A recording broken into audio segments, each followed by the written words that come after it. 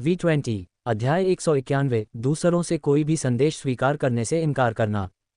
लिन yuan ने एक पल के लिए सोचा और फे को छोड़ दिया, जो शिनयंग के अनुबंधित फे की तरह शरीर पर संलग्न करने के लिए परिवर्तन पोजीशन सीख सकता था। परिवर्तन पोजीशन और टूल ट्रांसफॉर्मेशन दोनों बहुत दुर्लभ थे और कोई केवल ऐसे विशिष्ट कौशल का सामना करने की उम्मीद कर सकता था। यदि लिन युआन भारी मात्रा में फे को बढ़ाता है तो एक कांस्य फे का उत्पादन करना संभव होगा जो परिवर्तन पोजीशन विशेष कौशल को जागृत करता है। हालांकि लिन युआन की वर्तमान आध्यात्मिक ऊर्जा को देखते हुए वह कांस्य फे के साथ अनुबंध करने में सक्षम नहीं होगा। उसकी शेष आध्यात्मिक ऊर्जा पर्याप्त नहीं होगी। इसलिए लिन युआन जानता था कि यदि वह अपनी उत्तरजीविता बढ़ाना चाहता था तो उसे केवल महान रक्षा के साथ एक स्रोत प्रकार का जीवन रूप चुनना था। फिर भी स्रोत प्रकार के जीवन रूप अत्यंत दुर्लभ थे और प्रत्येक स्रोत प्रकार के जीवन रूप में अलग अलग क्षमताएं थीं। इसलिए स्रोत प्रकार के जीवन रूप जो सुरक्षा और बचाव के लिए इस्तेमाल किए जा सकते थे, वे भी ऐसी चीजें थीं जिनका सामना कोई केवल उम्मीद ही कर सकता था। भले ही लिन युआन इसे पा भी ले, भले ही वह इसे खरीदने में सक्षम हो या नहीं, यह अज्ञात था कि लिन युआन इसके साथ अनुबंध करने की शर्तों को पूरा कर सकता है या नहीं। लिन युआन ने अभी केवल एक दिशा तय की थी तथा स्वयं की रक्षा के लिए स्रोत प्रकार का जीवन रूप कैसे प्राप्त किया जाए, इसके लिए आगे की योजना बनाने की आवश्यकता थी। 100वीं मंजिल पर द्वंद्व युद्ध समाप्त करने के बाद लिन युआन ने तुरंत स्टार वेब से लॉग आउट नहीं किया। इसके बजाय उसने अधिसूचना बॉक्स पर क्लिक किया जो लगातार चमक रहा था। लिन युआन ने कभी भी ब्लैक के लिए नोटिफिकेशन नहीं देखे थे क्योंकि वह अपनी ब्लैक पहचान वाले बहुत से लोगों को नहीं जानता था। ब्लैक के नाम से वह सिर्फ झांग शियाओबाई, शिनयंग, लू पिनरू और टेन रैन को जानता था। इसके अलावा वे एक दूसरे से अपने मोबाइल फ़ोन से संपर्क करते थे, न कि स्टार वेब के जरिए। इसलिए लिन युआन को लगा कि ब्लैक के लिए किसी भी संदेश का जवाब न देना ठीक है। हालांकि जब लिन युआन अपने क्रिएशन मास्टर की पहचान के रूप में लॉग इन करता था तो वह समय समय पर नोटिफिकेशन बॉक्स को देखता था। हर बार जब लिन युआन क्रिएशन मास्टर के रूप में स्टार वेब में लॉग इन करता था तो उसे लगता था कि purchase with no loss store के सभी प्रशंसक सच्चे योद्धा हैं, अन्यथा वे सिर्फ 1 या 2 दिनों में करीब 10,000 संदेश नहीं भेज पाते। लिन युआन के लिए 1,000 संदेश पहले से ही बहुत थे। फिर भी जब उसने ब्लैक के लिए अधिसूचना बॉक्स की जांच की तो वह हैरान रह गया। क्या ये बहुत ज़्यादा संदेश नहीं हैं? लिन युआन ने गिनती की और पाया कि संदेशों की संख्या 6 अंकों तक पहुंच गई थी। ये कुछ 100,000 संदेश थे। लिन युआन को टॉवर पर चढ़ने के लिए अपनी काली पहचान का उपयोग करना शुरू किए 5 दिन भी नहीं हुए थे। उसने संदेशों पर एक नज़र डाली और महसूस किया कि पहला संदेश स्टार वेब अधिकारियों का था। स्टार वेब के अधिकारियों को उम्मीद थी कि Lin Yuan star web live stream खोल सकता है और स्टार वेब से एक साक्षात्कार प्राप्त कर सकता है। उसी समय संदेश के नीचे एक रिपोर्टर की संपर्क जानकारी थी, तियान निंगनिंग। लिन युआन ने इस पर विचार भी नहीं किया और तुरंत स्टार वेब अधिकारियों के संदेश को बंद कर दिया। उनके पास लाइव स्ट्रीम शुरू करने की कोई योजना नहीं थी, न ही वह कोई साक्षात्कार देना चाहते थे। अगर उसे इंटरव्यू देना होता तो वह मिलस्टोन टाउन में ही इंटरव्यू दे देता जब असेंडिंग ड्रैगन सिटी और स्टार वेब के रिपोर्टर वहां मौजूद होते।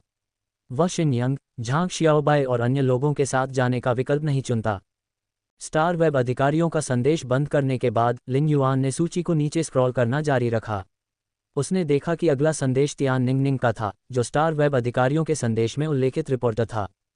जब लिन युआन ने तियान निंगनिंग पर क्लिक किया तो उसने देखा कि यह स्टार वेब रिपोर्टर कल सुबह से ही उसे संदेश भेज रही थी।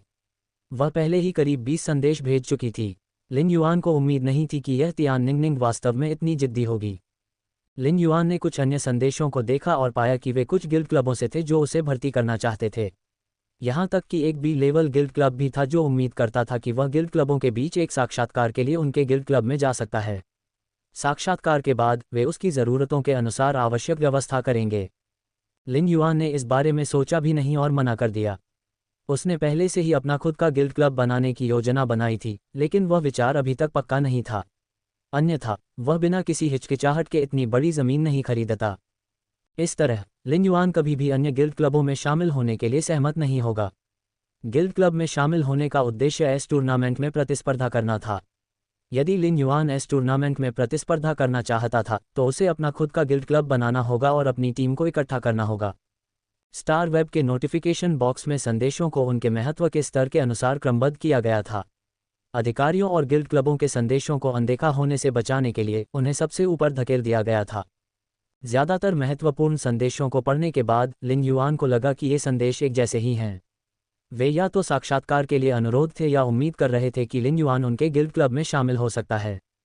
लिन युआन को ऊब महसूस हुई और उसने उन संदेशों पर नज़र डाली जो महत्वपूर्ण नहीं थे।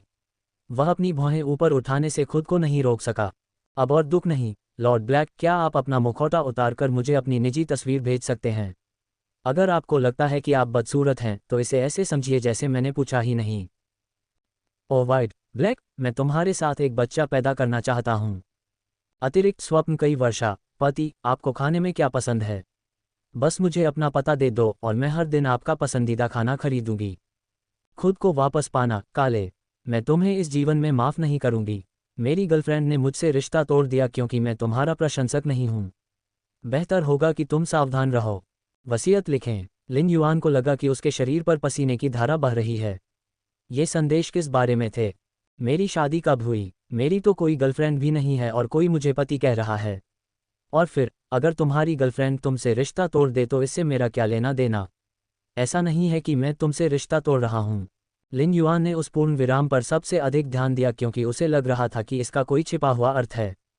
संदेशों को सरसरी तौर पर देखने के बाद लिन युआन ने अपना नोटिफिकेशन बॉक्स खाली कर दिया और दूसरों के संदेशों को स्वीकार करने से मना करते हुए प्रतिबंध लगा दिया। फिर उसने स्टार वेब से लॉग आउट कर दिया। लिन युआन को नहीं पता था कि उसकी 100वीं जीत ने कितना सदमा और हंगामा मचा दिया है। स्टार टॉवर की लगातार जीत का बोर्ड भी ताज़ा हो गया था। लिन युआन को स्टार टॉवर की पहली मंजिल से 100वीं मंजिल तक चढ़ने में केवल 100 द्वंद्व लगे थे, जिससे उसे 100% जीत दर मिली। अन्य लोग ऐसा परिणाम प्राप्त कर सकते हैं, लेकिन कम से कम अब तक किसी ने इसे हासिल नहीं किया था। वास्तव में, लिन युआन ने पहले भी लगातार जीत का रिकॉर्ड तोड़ दिया था, लेकिन 99 लगातार जीत और 100 लगातार जीत का रिकॉर्ड एक बिल्कुल अलग चौंकाने वाला पहलू था। लगातार 99 जीतें एक दोषरहित पेंटिंग की तरह थीं, जिसका एक किनारा फटा हुआ था, लेकिन लगातार 100 जीतों का मतलब था कि फटे हुए किनारे को जोड़ दिया गया था, जिससे ये वास्तव में दोषरहित बन गई। ब्लैक की प्रतिष्ठा मुख्य रूप से उसके वीरतापूर्ण कार्य से उपजी है जब उसने मिलस्टोन टाउन में शिखर वर्ग एक एलियन कीट आयामी दरार के खिलाफ लड़ाई लड़ी थी। इसके बाद उसने स्टार टॉवर पर चढ़ने के दौरान अपनी उजागर प्रतिभा के कारण अधिक ध्यान आकर्षित किया। अब जब वह 100% जीत दर के साथ 100वीं मंजिल पर पहुंच गया है और पदोन्नति द्वंद्वयुद्ध के लिए योग्यता प्राप्त कर ली है, तो वह अभी भी रेडियंस 100 सीक्वेंस के सदस्यों जितना लोकप्रिय नहीं हो सकता है, लेकिन उसकी लोकप्रियता पहले से ही इस टूर्नामेंट के उन सेलिब्रिटी प्रतियोगियों के साथ तुलनीय थी। फिर भी लिन युआन ऐसी चीज़ों से अनजान था।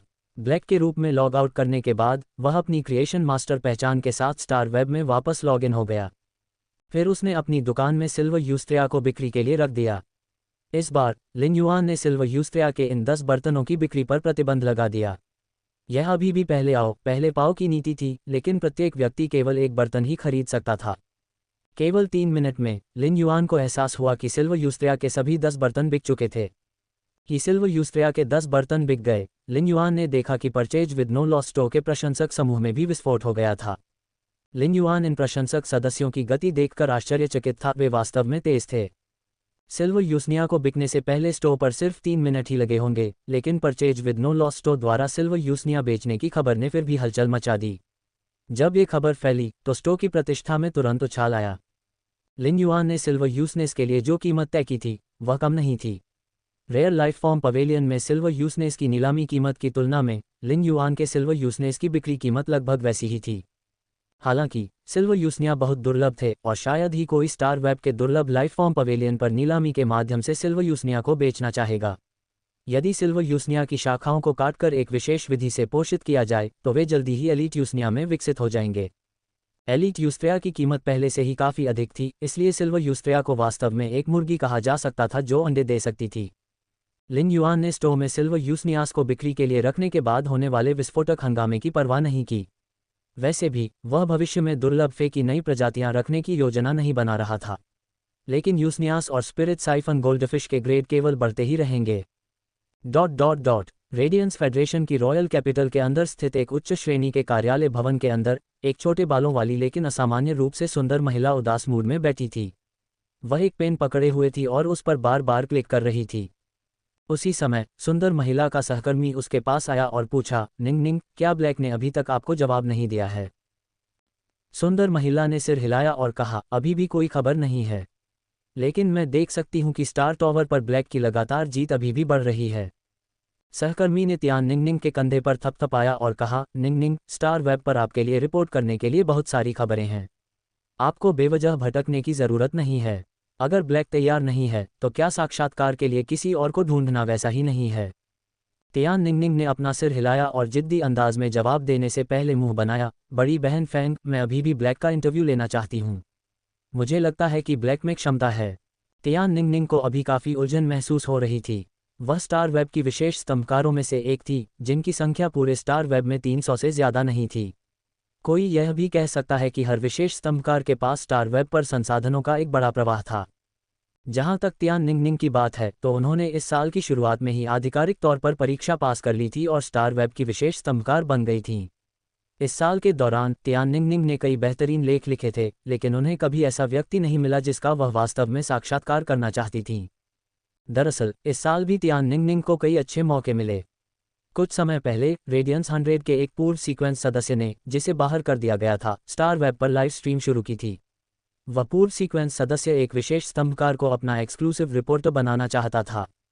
उस पूर्व सीक्वेंस सदस्य ने निजी तौर पर तियान निंगनिंग की तलाश की थी और उसे अपना विशेष रिपोर्टर बनाना चाहता था, लेकिन उसने विनम्रतापूर्वक उसे अस्वीकार कर दिया। एक एक्सक्लूसिव रिपोर्टर का अस्तित्व वाकई बहुत खास होता है। अगर तियान निंगनिंग किसी और के साथ एक्सक्लूसिव रिपोर्टर बनने के लिए अनुबंध पर हस्ताक्षर करती है, तो वह केवल उसी व्यक्ति के बारे में रिपोर्ट लिख पाएगी जिसके साथ उसने अनुबंध पर हस्ताक्षर किए हैं।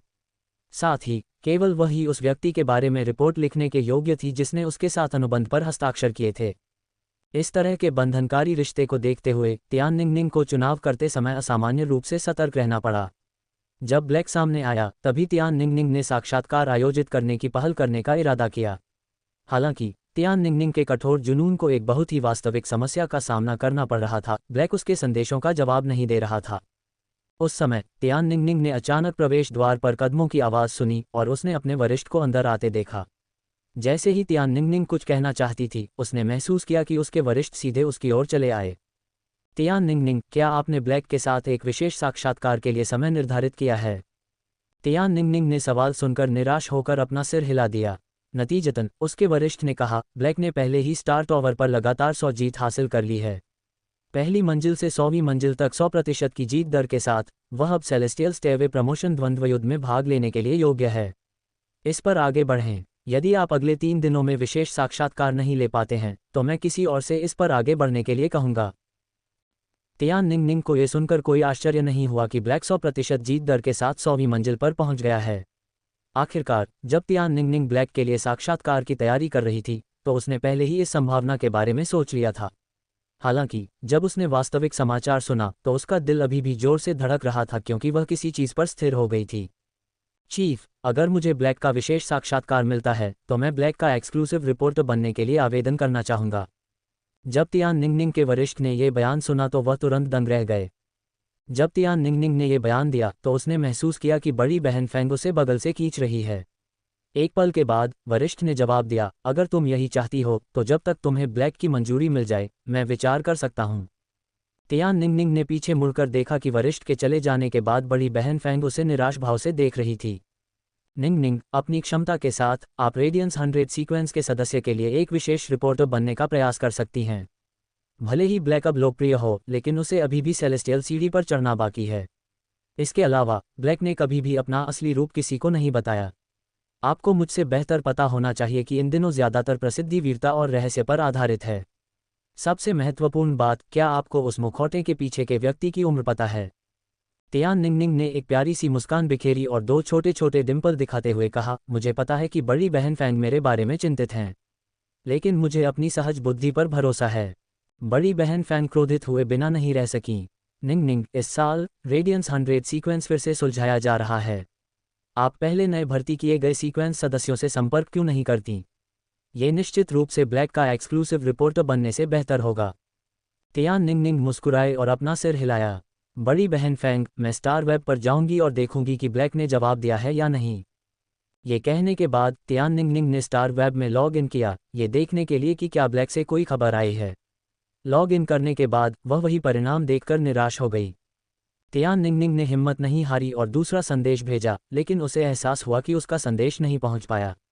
उसे पता चला कि ब्लैक ने सभी संदेशों को अस्वीकार करने की सेटिंग सक्रिय कर दी थी। तियान निंगनिंग परेशान थी। अब मुझे क्या करना चाहिए? अंत में तियान निंगनिंग ने अपने दांत पीसते हुए अपने दिल में सोचा, मुझे विश्वास नहीं होता कि मैं ब्लैक को एक बार भी नहीं देख सकती। ब्लैक को एक्सट्रीम गिल्ड क्लब के एस टूर्नामेंट रिजर्व टीम के 4 रिजर्व सदस्यों के साथ कुछ संबंध होने चाहिए। फिर मैं एक्सट्रीम गिल्ड क्लब जाकर देखूंगी कि क्या मुझे उन 4 रिजर्व सदस्यों के जरिए ब्लैक से बात करने का मौका मिल सकता है। ऐसा सोचते हुए तियान निंगनिंग ने तुरंत स्टार वेब से लॉग आउट किया और ऑफिस बिल्डिंग से बाहर निकल गई। वह एक उड़ते हुए परी पर सवार होकर एक्सट्रीम गिल्ड क्लब के पते की ओर उड़ी। वर्तमान में लिन युआन फे को बढ़ा रहा था।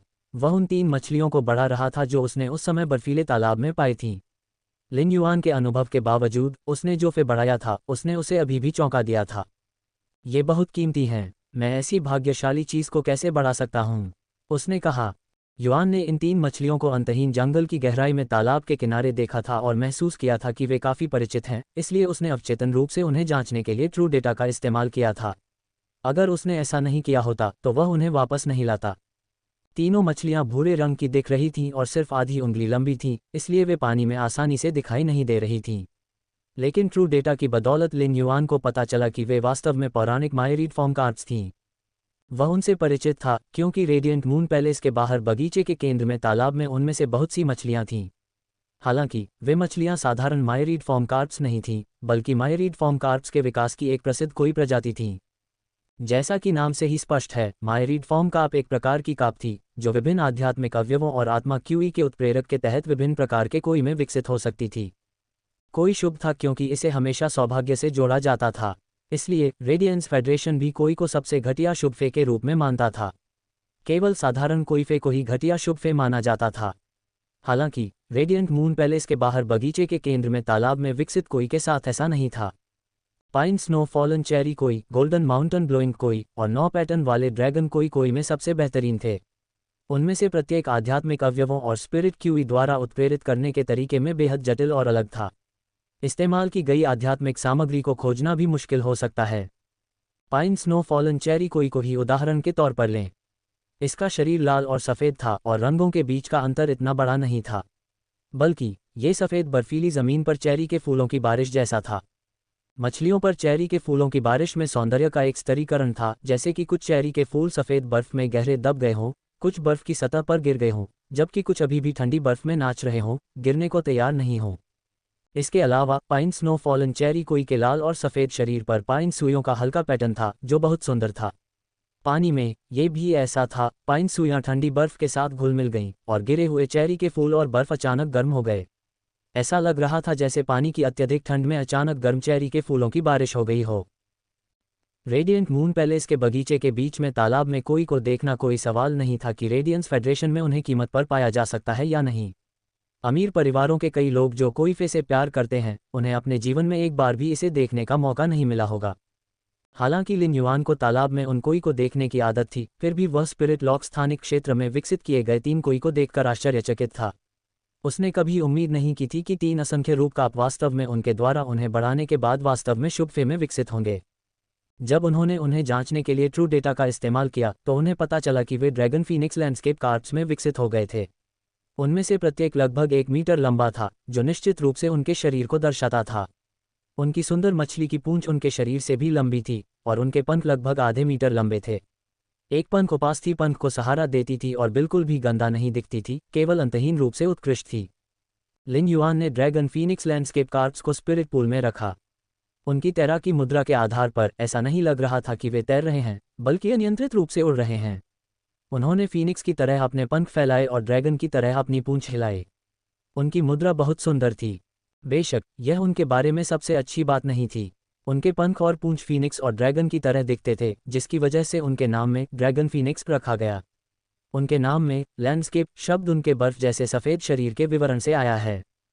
विवरण स्याही में पाइन कालिक की कुछ बूंदों की तरह थे और स्याही एक स्पष्ट तालाब में प्रवेश करती थी, जिससे एक विशाल परिदृश्य पेंटिंग बनती थी।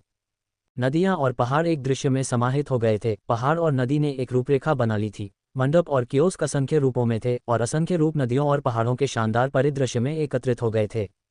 परिदृश्य में पौधों को विभिन्न रंगों से सजाया गया था तथा ड्रैगन फीनिक्स लैंडस्केप काप सुंदर नदियों और पहाड़ों का चित्रण था। पहाड़ और नदियां काप के शरीर पर स्थिर नहीं रहती थीं। जैसे जैसे वह तैरती थी, उसके शरीर का विवरण लगातार बदलता रहता था। धीमे बदलाव के बावजूद अगर कोई इसे करीब से देखे तो उसे सुरम्य परिदृश्य का अंतहीन विकास नजर आएगा।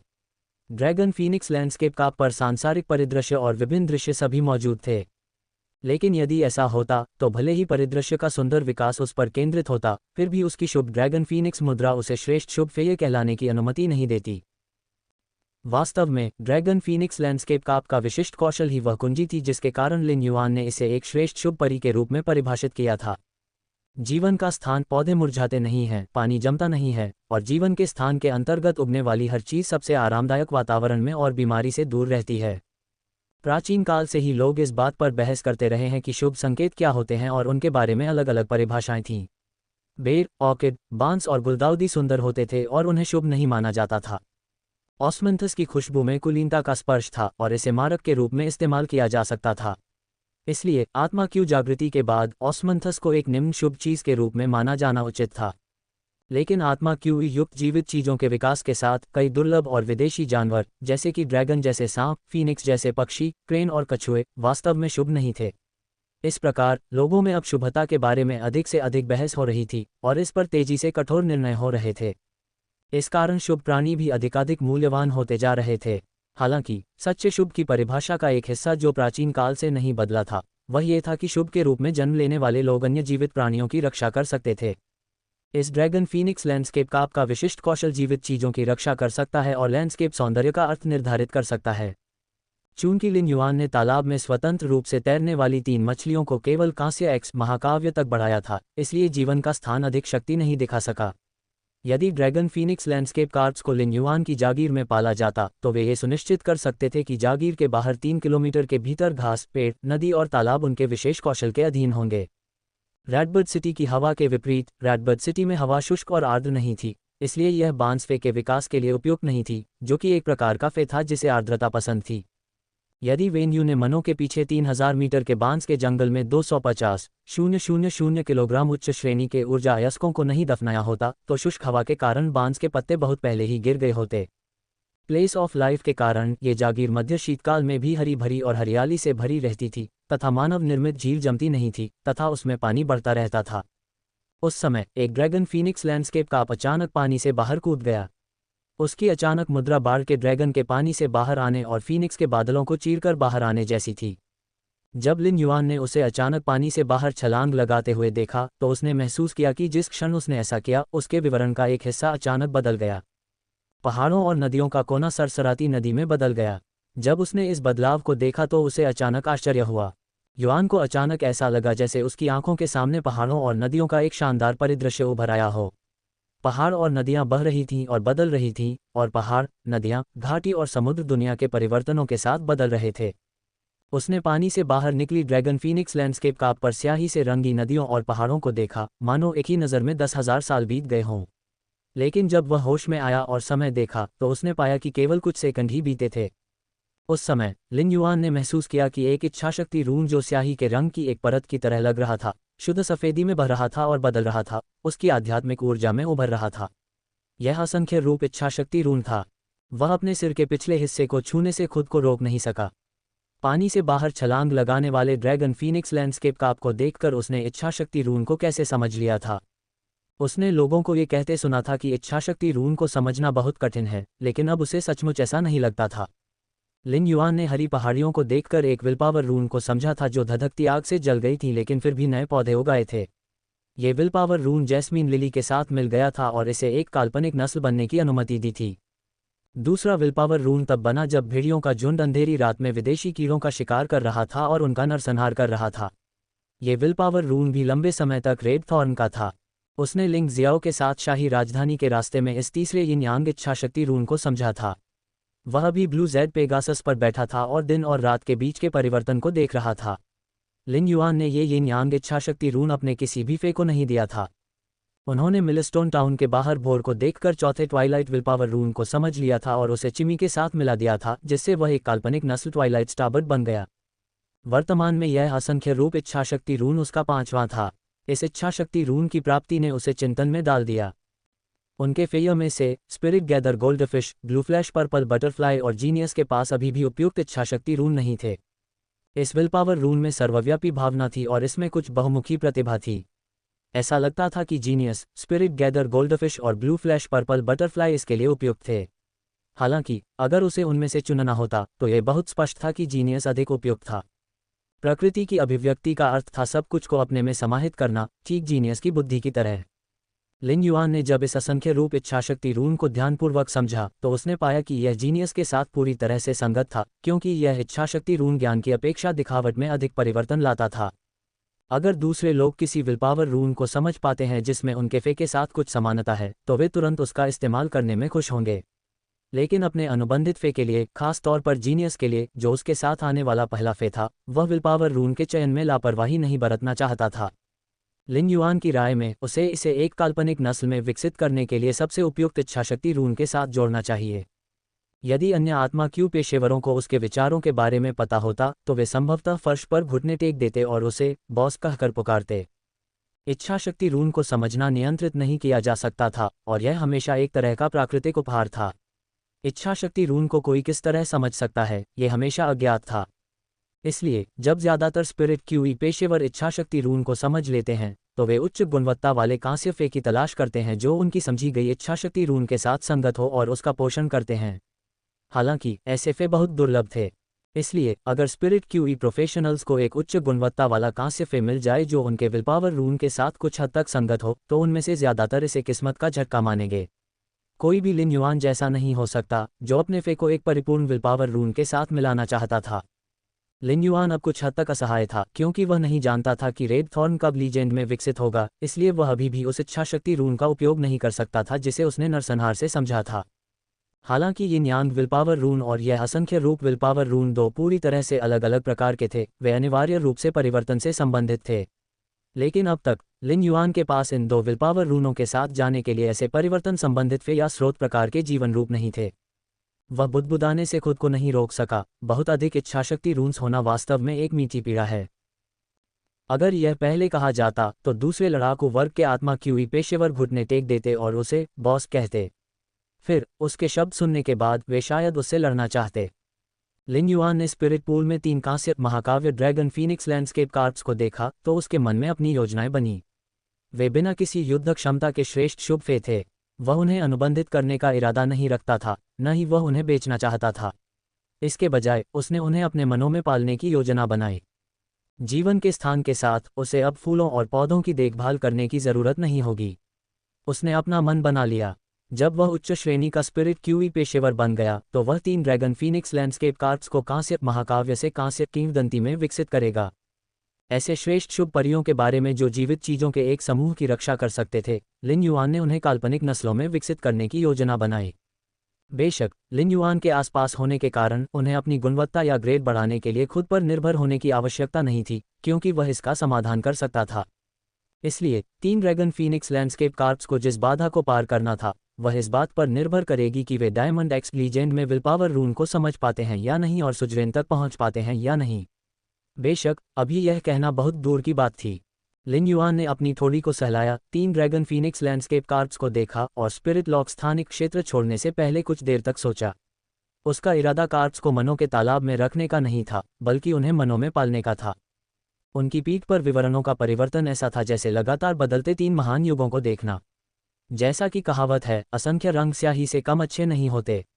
जब ड्रैगन फीनिक्स लैंडस्केप कार्प्स जो ड्रैगन और फीनिक्स की तरह तैरते थे उन्हें मनों में पाला गया, तभी वह नियमित रूप से उन्हें देख सकता था और उनकी सुंदरता का आनंद ले सकता था। मनों में कुल 3 मंजिलें थीं और रसोई, भोजन कक्ष और बैठक कक्ष आपस में जुड़े हुए थे। इसलिए एक मछली टैंक स्थापित करना अच्छा था जिसे रसोई और भोजन कक्ष को रहने वाले हॉल से अलग करने के लिए दीवार की सजावट के रूप में इस्तेमाल किया जा सकता था। लिन युआन ने मोटे तौर पर दीवार की लंबाई नापी और पाया कि यह उसकी कल्पना की गई मछली टैंक से बहुत अलग नहीं थी। उसने दीवार की सजावट के लिए 9.9 मीटर लंबा और 2 मीटर चौड़ा मछली टैंक बनाने की योजना बनाई। इसकी लंबाई एक पूर्ण संख्या से 0.1 मीटर दूर थी। जब जीवन बहुत अधिक पूर्ण होता है तो ये टिकता नहीं है, इसलिए पूर्णता कम होने के कारण ये शुभ होने के अधिक अनुरूप था।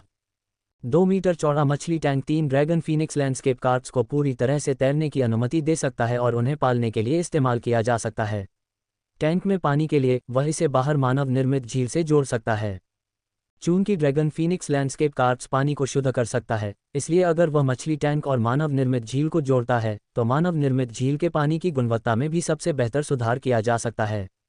लेकिन इतना बड़ा मछली टैंक आसानी से उपलब्ध नहीं था और इसे कस्टम मेड बनाने की जरूरत थी। वर्तमान में लिन युआन की जागीर एक प्राचीन भावना से भर गई थी। पिछले कुछ दिनों में वेन यू ने मनो के साथ कई संगत उपकरण खरीदे थे और जेड जैसे फर्नीचर के साथ घर काफ़ी आकर्षक लग रहा था। हालांकि लिन युआन को ओसीडी नहीं था, लेकिन वह हवेली की समग्र सुंदरता को नष्ट करने के लिए किसी भी तरह की बेमेल चीज़ का उपयोग नहीं करना चाहता था, इसलिए उसने एक विशाल धातु मछली टैंक को कस्टम निर्मित करने का इरादा नहीं किया। इसके बजाय उसने मछली टैंक की सामग्री पर फैसला किया। स्पिरिट लॉक स्थानिक क्षेत्र में बहुत सी जेड जैसी लकड़ी की सामग्री और लाल चंदन की लकड़ी थी। लिन युआन को पूरी तरह से जेड जैसी चंदन की लकड़ी तब मिली थी जब उसने जिया क्षेत्र के फिश स्टोर में पिछवाड़े की सफाई की थी और पुरानी अलमारियों को अलग किया था। जब उन्होंने स्टोर संभाला था तब स्टोर में 6 शेल्फ थे। बाद में उन्होंने अकेले ही स्टोर को संभाला और स्वास्थ्य कारणों से सिर्फ एक शेल्फ बची थी। 5 अलमारियों को अलग करने के बाद उन्होंने लाल चंदन की लकड़ी का एक बड़ा जत्था लिया और उन्हें स्पिरिट लॉक स्थानिक क्षेत्र में रख दिया। अब लाल चंदन का रंग जेड जैसा लाल बैंगनी हो गया था, जिस पर हल्के लाल चंदन के दाने थे। दाने देखकर ऐसा लग रहा था जैसे कोई हल्का बैंगनी बादल उठ रहा हो, जो किसी शुभ संकेत की तरह लग रहा था। जैसे ही लिन युआन ने इस जेड जैसी लाल चंदन की सामग्री और बढ़ते बैंगनी बादल को देखा, उसे लगा कि यह एक अद्भुत संदेश था। ये लाल चंदन की सामग्री 3 श्रेष्ठ और शुभ ड्रैगन फीनिक्स लैंडस्केप कार्प्स के योग्य थी। उस समय वेन यू कुछ मौलियों को, जो हवेली की हरियाली की देखभाल कर रहे थे, निर्देश दे रहे थे कि वे हवेली के विभिन्न हिस्सों में कुछ सामान्य पौधे रोपें। 250,000 किलोग्राम उच्च श्रेणी के ऊर्जा अयस्कों और जीवन स्थान से सुरक्षा के साथ शायद कुछ समय बाद इन सामान्य पौधों को अभिजात वर्ग बनने का अवसर मिलेगा। लियू जी उस समय आध्यात्मिक सामग्री खरीदने के लिए बाहर गए थे। जब से लिन युआन ने रसोई में व्हाइट जेड स्नो ऑर्किड का वह बर्तन रखा था, तब से उन्हें आध्यात्मिक सामग्री का एक गुच्छा खरीदना और उन्हें रसोई की अलमारियों पर रखना विशेष रूप से पसंद था। वैसे भी व्हाइट जेड स्नो ऑर्किड के आसपास होने से ये आध्यात्मिक तत्व खराब नहीं होंगे। भले ही कुछ पौधों की आध्यात्मिक सामग्री की जड़ें टूट गई हों, फिर भी वे जितने लंबे समय तक रखे जाएंगे वे उतने ही ताज़ा होते जाएंगे। लिन युआन ने एक स्पीड हूफ डॉन की कार बुलाई और रॉयल कैपिटल के एक बहुत प्रसिद्ध स्पिरिट क्राफ्ट्समैन स्टोर की ओर चल पड़ा। वह रॉयल कैपिटल में उड़ने वाली परी की तुलना में स्पीड हूफ डॉन की कार से यात्रा करना पसंद करता था। तेज खुर वाली गधा कार उसे शाही राजधानी की हलचल और शोर का अनुभव करा सकती थी, सांसारिक भोजन की सुगंध को महसूस करा सकती थी और उसे शांत कर सकती थी। रास्ते में ड्राइवर लिन युआन से उसके परिवार की रोजमर्रा की जिंदगी के बारे में बात करता रहा और बहुत उत्साहित था। कार सड़क पर चल रही थी, तभी चूसी की ही उम्र की एक छोटी लड़की सड़क के किनारे दौड़ती हुई आई और बहुत चिंतित नज़र से उसे रोकने के लिए आगे बढ़ी। अधेड़ उम्र के ड्राइवर ने पलटकर लिन युआन की तरफ देखा, जो कि लिन युआन से पूछ रहा था। अगर स्पीड हूफ डॉन की कार में यात्री थे और ड्राइवर रास्ते में किसी दूसरे यात्री को ले जाना चाहता था, तो उन्हें यात्रियों की सहमति लेनी पड़ती थी। लिन युआन को स्वाभाविक रूप से इससे कोई आपत्ति नहीं थी, इसलिए उसने अपना हाथ हिलाया और कहा, चाचा, मेरी कोई राय नहीं है। ड्राइवर वास्तव में एक और यात्री को ले जाने के लिए बहुत इच्छुक था, क्योंकि यह अधिक पैसे कमाने जैसा था। वह सड़क के किनारे रुका और छोटी लड़की कार में बैठ गई और जल्दी से उन्हें धन्यवाद दिया। धन्यवाद चाचा, युवा भाई। वह बहुत खुश थी और कार में बैठने के बाद वह अब बेचैन नहीं दिख रही थी। यहाँ कार मिलना मुश्किल था और स्टार वेब पर बुक करने पर भी कुछ समय तक इंतजार करना पड़ता था। अब वह युवा लड़की राहत महसूस कर रही थी। लिन युआन ने देखा कि वह मेढक के आकार का स्कूल बैग ले जा रही थी और उसने सोचा कि वह एक छात्रा है। युवा लड़की ने उन्हें धन्यवाद देने के बाद तुरंत लिन युआन की ओर देखा और विनती करते हुए पूछा, युवा भाई, क्या आप ड्राइवर को मुझे पहले royal capital spirit Q intermediate academy में पाठ के लिए ले जाने देंगे? कल रात मेरी मां नशे में थी और आज सुबह मुझे जगाना भूल गई। लिन युआन को उम्मीद नहीं थी कि यह युवा लड़की royal capital spirit Q intermediate academy की छात्रा होगी। ये स्पिरिट क्यू एडवांस्ड अकादमी से संबद्ध एक अकादमी थी। स्पिरिट क्यू इंटरमीडिएट अकादमी से स्नातक करने वाले अधिकांश छात्र सीधे स्पिरिट क्यू एडवांस्ड अकादमी में जा सकते थे। कोई बात नहीं, मैं जिस जगह जा रहा हूँ वह अकादमी के पास से होकर गुजरता है। फिर उसने सामने बैठे अधेड़ उम्र के ड्राइवर से कहा, सर, वह काफ़ी चिंतित लग रही है। मुझे मेरे घर पर छोड़ने से पहले उसे सीधे रॉयल कैपिटल के स्पिरिट क्यू इंटरमीडिएट अकादमी के शिक्षण भवन में भेज दीजिए। अकादमी ने स्पीड हूफ डॉन की कारों को अनुमति दी, जिन्हें रॉयल कैपिटल में प्रमाणित किया गया था। क्योंकि अकादमी बहुत बड़ी थी, इसलिए जो छात्र स्पीड हूफ डॉन की कार से स्कूल जाते थे उन्हें शिक्षण भवन के प्रवेश द्वार पर उतरने की अनुमति दी जाती थी। लिन युआन की बातें सुनकर मध्यम आयु वर्ग के ड्राइवर ने मुस्कुराते हुए जवाब दिया, युवा भाई, आप बहुत अच्छे हैं। लिन युआन कुछ हद तक अचंभित हो गया। उसे अच्छा नहीं माना जाना चाहिए क्योंकि वह अपने रास्ते पर था, लोगों को हमेशा बाहर मुश्किलों का सामना करना पड़ता है, इसलिए उन्हें एक दूसरे को समझने की ज़रूरत थी। इस ड्राइवर ने उसे एक अच्छा इंसान क्यों माना? लिन युआन ने अपने बगल में बैठी युवा लड़की को देखा जो एक मेढक स्कूल बैग पकड़े हुए थी और सोचा, ये युवा लड़की बहुत शांत है।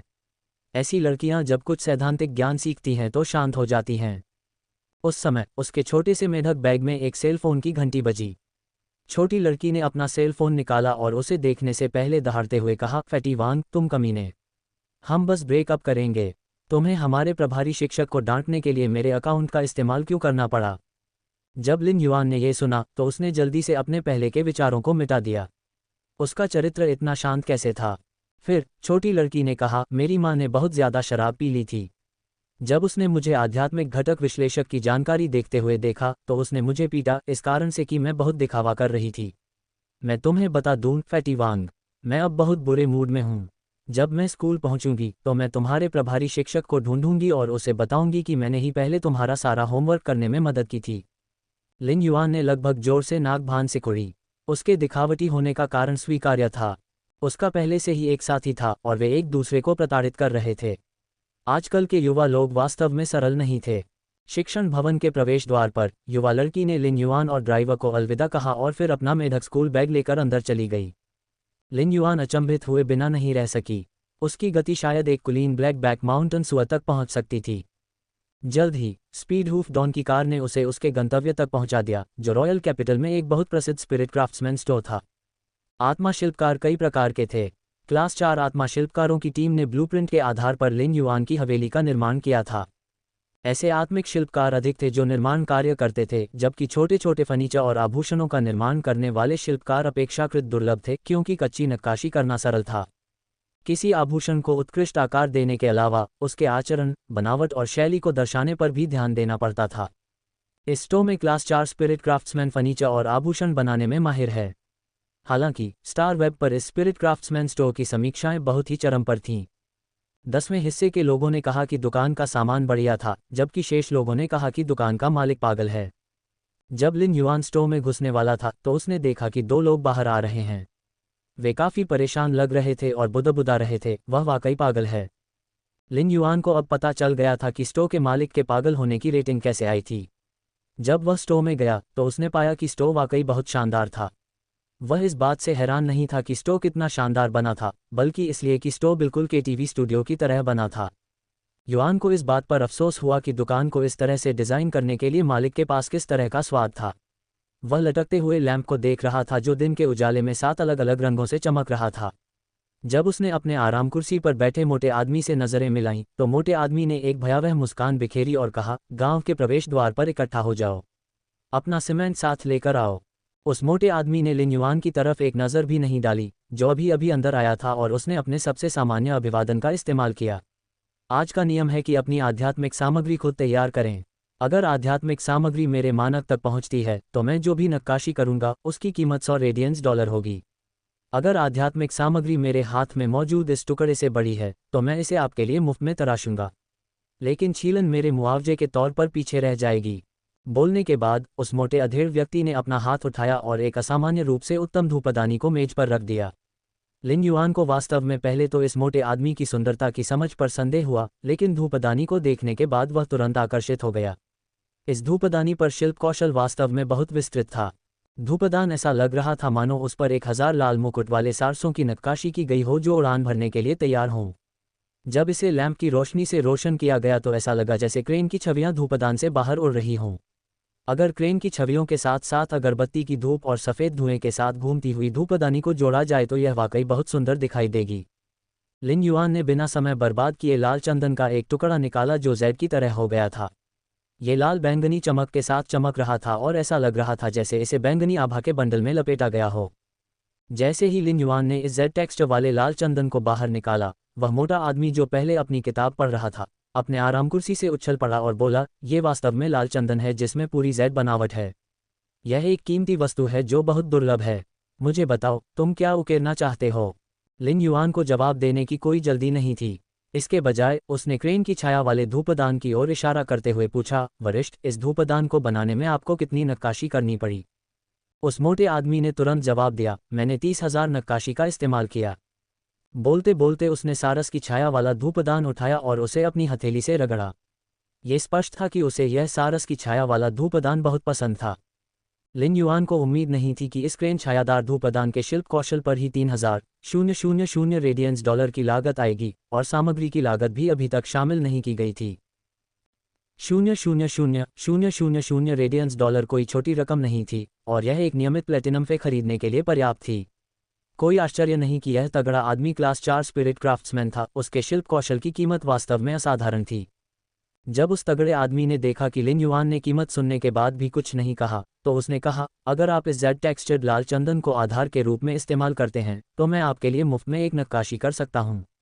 लेकिन जेड टेक्सचर्ड लाल चंदन की छीलन मेरे लिए छोड़ दी जाएगी। लिन युआन ने जवाब में अपना सिर हिलाया, क्योंकि उसे इस जेड टेक्सचर्ड लाल चंदन की छीलन का कोई और इस्तेमाल करना था। इस जेड टेक्सचर्ड लाल चंदन से मछली टैंक बनाते समय जितनी नक्काशी की ज़रूरत होती है, उससे निश्चित रूप से बहुत सारी छीलनें बनती हैं। अगर सारी छीलनें इस हटे कट्टे आदमी के लिए छोड़ दी जाती तो लिन युआन को लगता कि उसे घाटा होगा। इसके अलावा लिन युआन इस पूरी तरह से जेड बनावट वाले लाल चंदन की छीलन को मछली टैंक के बिस्तर पर सजावट के रूप में उपयोग करने की योजना बना रहा था। लिन युआन ने अपना हाथ बढ़ाकर इस जेड टेक्सचर्ड लाल चंदन का एक टुकड़ा तोड़ा जो आधी मुट्ठी के आकार का था, और कहा, मैं सीनियर को जेड टेक्सचर्ड लाल चंदन का ये टुकड़ा मुआवजे के रूप में दे सकता हूँ। मुझे आश्चर्य है कि सीनियर क्या सोचेंगे। जब लिन युआन ने इस पूरी तरह से जेड टेक्सचर वाले लाल चंदन का एक टुकड़ा तोड़ा तो उस मोटे आदमी की आंखें लगभग बाहर निकल आईं। अगर जेड टेक्सचर वाले लाल चंदन का ये टुकड़ा उसका होता तो वह पहले ही लिन युआन को पीट चुका होता। एक आत्मा शिल्पकार की नज़र में किसी भी तरह की सामग्री के लिए सामग्री का आकार जितना बड़ा होगा उतना ही बढ़िया डिज़ाइन बनाना बेहतर होगा। जहाँ तक छोटे आकार की सामग्री का सवाल है, डिज़ाइन प्रतिबंधित होगा। हालांकि लिन युआन के प्रस्तावित मुआवजे के संबंध में उस मोटे आदमी की कोई राय नहीं थी। भले ही वह क्लास 4 स्पिरिट क्राफ्ट्समैन हो, लेकिन अगर वह जेड टेक्सचर्ड लाल चंदन जैसी सामग्री पर अपना हाथ रखना चाहता है तो उसे अपनी किस्मत पर निर्भर रहना होगा, क्योंकि ऐसी चीज़ें हमेशा दुर्लभ होती हैं। हर उपयोग से कुल आपूर्ति में कमी ही आएगी। बाजार में ज़्यादातर उत्पाद पहले से ही नक्काशीदार और गढ़े हुए थे। ऐसा कोई पदार्थ मिलना बहुत दुर्लभ था जिस पर नक्काशी न की गई हो। जहाँ तक जेड टेक्सचर्ड लाल चंदन के इस छोटे से टुकड़े की बात है जो सिर्फ आधी मुट्ठी के आकार का था, दो मुहरे तराशने में कोई समस्या नहीं होनी चाहिए। इस हटे कट्टे आदमी के दिल में शायद उसे अभी भी लगे कि युवक द्वारा सुझाया गया मुआवजा बहुत ज़्यादा है, लेकिन वह इस तरह के प्रस्ताव को अस्वीकार नहीं करेगा। हालांकि हटे कट्टे आदमी को जल्दी ही समझ आ गया कि वह इतना मुआवजा पाने का हकदार क्यों है, क्योंकि यह एक बहुत बड़ा प्रोजेक्ट था।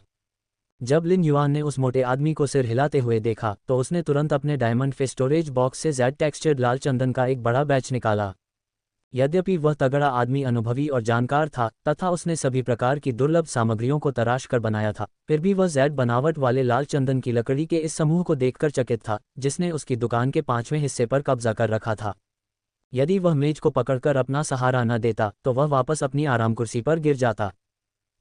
जब इतनी अधिक मात्रा में जेड बनावट वाला लाल चंदन बाहर लाया गया तो उसने तुरंत ही 7 रंगों वाले लटकते हुए लैंप को ढक लिया और पूरे स्टोव को बैंगनी आभा से ढक दिया। काफी समय बाद वह मोटा आदमी आखिरकार अपने होश में आया, लेकिन फिर भी कुछ भी कहने में असमर्थ था। लिन युआन ने फिर उस मोटे आदमी को मछली टैंक के लिए अपने अनुरोध के बारे में बताया। इसके बाद उसने इस परियोजना के लिए एक समझौते पर हस्ताक्षर करने से पहले उस मोटे आदमी के साथ जेड बनावट वाले लाल चंदन के इस बैच का वजन किया। जेड टेक्सचर्ड लाल चंदन जैसी कीमती सामग्री और इतनी बड़ी मात्रा में परियोजना के लिए समझौता बेहद कठोर था। इसलिए लिन युआन को डर नहीं था कि यह क्लास 4 स्पिरिट क्राफ्ट्समैन समझौते का उल्लंघन करेगा और उसकी सामग्री का गबन करेगा। अगर क्लास 4 स्पिरिट क्राफ्ट्समैन ऐसा करता तो इस क्लास 4 स्पिरिट क्राफ्ट्समैन का इंतजार सिर्फ 90% ग्राहकों द्वारा पागल होने की समीक्षा तक ही सीमित नहीं होता, वह वास्तव में प्रतिष्ठा के लिए चूक का सामना कर रहा होता। साथ ही उसे कर्ज भी चुकाना होगा और कड़ी सजा भी मिलेगी। लिन युआन के पास लाल चंदन की मछली के टैंक के लिए बहुत सारे अनुरोध थे और उसने उस मोटे आदमी के साथ विवरण पर चर्चा की थी।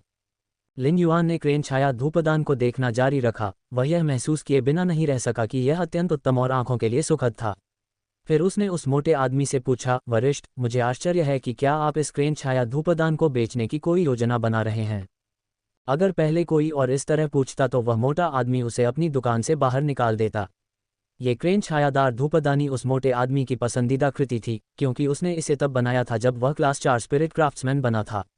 उसने हमेशा इसे एक खजाने की तरह संजो कर रखा था।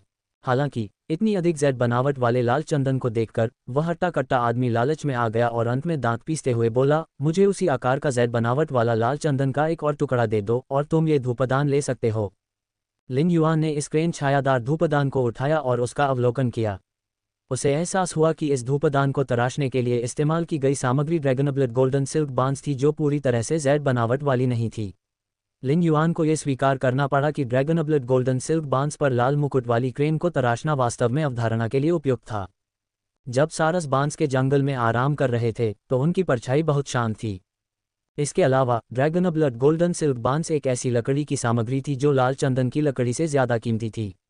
मूल्य के मामले में ड्रैगनब्लेड गोल्डन सिल्क बांस, जो पूरी तरह से जेड बनावट वाला नहीं था, जेड बनावट वाले लाल चंदन जितना मूल्यवान नहीं था जिसका आकार समान था। हालांकि कीमत में बहुत ज्यादा अंतर नहीं होगा। इसके अलावा लिन युआन देख सकता था कि क्लास 4 स्पिरिट क्राफ्ट्समैन इस क्रेन शैडो सैंड को बेचने में हिचकिचा रहा था। लिन युआन जानता था कि अगर वह हिचकिचाता रहा तो यह मोटा आदमी अपना मन बदल सकता है और लिन युआन इस क्रेन शैडो सैंड को खरीदने का मौका खो देगा। तितली कोकून खरीदते समय लिन युआन ने जो सबक सीखा था वह कुछ ऐसा था जिसे वह अभी तक भूल नहीं पाया था, इसलिए उसने निर्णायक रूप से सौदा स्वीकार कर लिया। ये क्रेन छाया धूपदान पूरी तरह से जेड बनावट वाला नहीं हो सकता है, लेकिन लिन युआन के लिए यह एक छोटी सी बात थी। जब तक वह इसे कुछ समय के लिए स्पिरिट लॉक स्थानिक क्षेत्र में रखता है तब तक क्रेन छाया धूपदान को तराशने के लिए इस्तेमाल किए गए ड्रैगनब्लेड गोल्डन सिल्क बांस में परिवर्तन होता रहेगा। व्यवस्था करने के बाद लिन युआन ने अपना पता छोड़ दिया। वह मोटा आदमी आधे महीने के बाद लिन युआन को मछली टैंक पहुंचा देगा। अपना उद्देश्य पूरा करने के बाद लिन युआन हवेली में वापस आ गया। वह स्टार टॉवर की 100वीं मंजिल पर पहुंचने के बाद पदोन्नति द्वंद्व युद्ध को चुनौती देने की तैयारी कर रहा था। लिन युआन वापस मनो में आया तो उसने देखा कि वेन यू एक छिड़काव कैन पकड़े हुए था और मनो के सामने लगाए गए अर्थरश गोल्डन लोट्स को पानी दे रहा था। यह अर्थरश गोल्डन लोट्स मनो के लिए एक सजावटी परी नहीं थी, बल्कि वास्तव में ये वेन्यू द्वारा अनुबंधित एक स्रोत प्रकार का जीवन रूप था। वेन्यू के पास मूल रूप से अर्थरश गोल्डन लोट्स नहीं था। हालांकि लिन युआन के सहायक बनने के बाद वेन्यू को लिन युआन की बेहतर मदद करने की अनुमति देने के लिए चंद्र महारानी ने वेन्यू को ये कीमती स्रोत प्रकार का जीवन रूप अर्थरश गोल्डन लोट्स प्रदान किया था। इस सिल्वर फ्लॉलेस अर्थरश गोल्डन लोट्स को क्रिएशन मास्टर्स के लिए एक असाधारण सहायक कहा जा सकता है, लेकिन इसकी एक आदत थी और वह थी हर दिन कम से कम 6 घंटे सूरज की रोशनी में रहना। अर्थरश गोल्डन लोट्स केवल दिन में 6 घंटे सूरज की रोशनी में ही अच्छी तरह से विकसित हो सकता है। अगर इसे कम से कम 6 घंटे सूरज की रोशनी न मिले तो अर्थरश गोल्डन लोट्स ऐसा लगेगा जैसे यह मुरझाने वाला और बेजान हो जाएगा। जहां तक कांस्य महाकाव्य श्वेत जेड स्नो ऑर्किड और लिन युआन के सिल्वर काल्पनिक जैस्मिन लिली का प्रश्न है, वे ऐसे पौधे थे जिन्हें सूर्य के प्रकाश की विशेष आवश्यकता नहीं थी। सफेद जेड स्नो ऑर्किड और जैस्मिन लिली के लिए प्रकाश का इंडोर अपवर्तन पहले से ही पर्याप्त था। हाल ही में लिन युआन ने अपने सभी फे को बाहर नहीं छोड़ा और उन्हें हवेली में रहने की अनुमति दी। Silver fantasy jasmine lily, silver fantasy chimey और ब्रॉन्ज एपिक रेड थॉर्न सभी को अपना ग्रेड बढ़ाने और विकसित होने की आवश्यकता थी।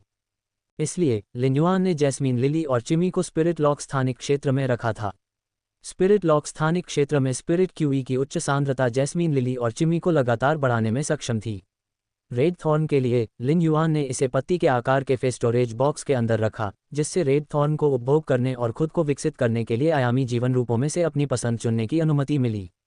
अब तक लिन युआन के पास रेड थॉर्न को बढ़ाने का कोई तरीका नहीं था, इसलिए यह अपने फे के बीच ग्रेड में आगे बढ़ने में सबसे धीमा था।